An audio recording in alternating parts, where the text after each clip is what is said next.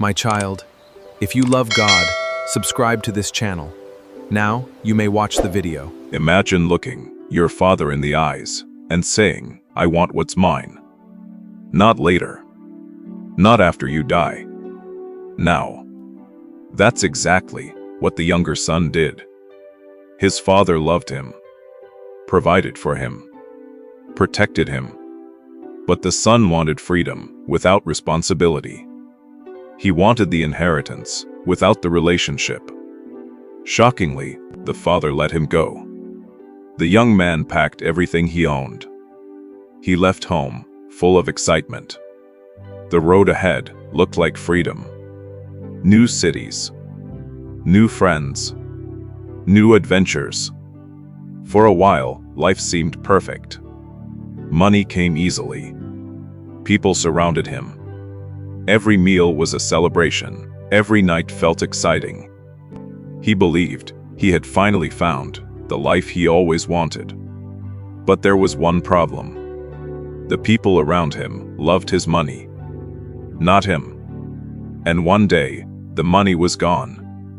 Every coin, every friend, every celebration, gone.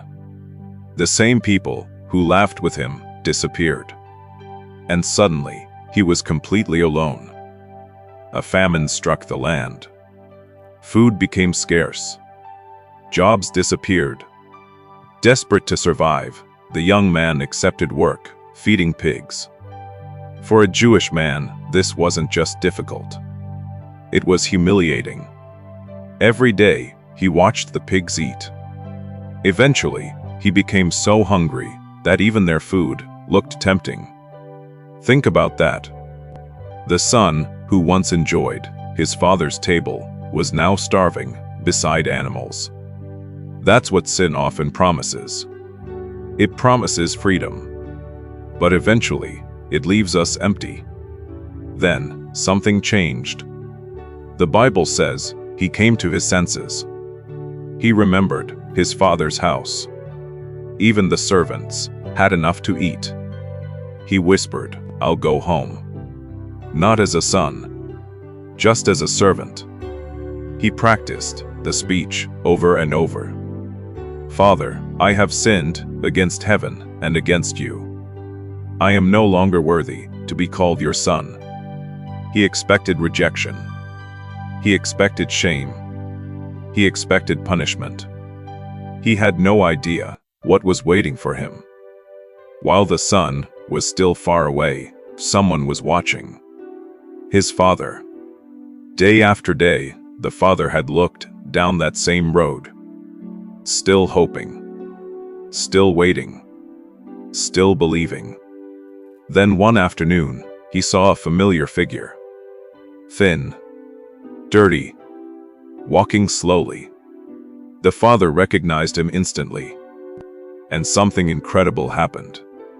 He ran. In that culture, older men didn't run. But this father did. He ran straight toward his son. The son began his prepared speech. "Father, I have sinned." But before he could finish, his father embraced him. He kissed him. He called for the best robe, a ring, new sandals. Then he said, "Bring the fattened calf. We're going to celebrate." Why? Because this son of mine was dead and is alive again. He was lost, and now he's found. The father didn't welcome him back because he earned it. He welcomed him back because he loved him. This story isn't only about a rebellious son. It's about the heart of a father. Many people think they have to fix themselves before coming back to God. But the prodigal son came home, still dirty, still broken, still ashamed. And his father ran toward him anyway. That's exactly how God's grace works. Grace doesn't wait for you to become perfect. Grace meets you while you're still coming home. Maybe today you've wandered far from God. Maybe you've made choices you deeply regret.